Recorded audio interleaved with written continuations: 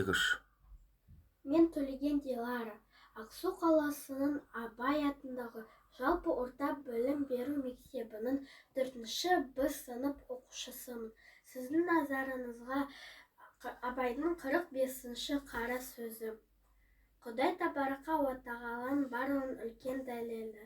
Неше мың жылдан бері әркім әртүрлі қылып сөйлесе де, бәрі де бір үлкен Құдай бар деп келгендігі уахам. Неше мың түрлі діннің бәрі де ғаділет, махаббат Құдайға лайықты дегендігі. Біз жаратушы емес, жаратқан көлеңкесіне қарай білетұғын пәндеміз.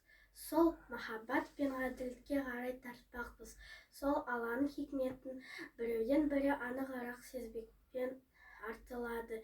Инандым, сендім демек, инандырамын, сендіремін деген емес. Адамшылықтың алды махаббат, ғаділет, сезім.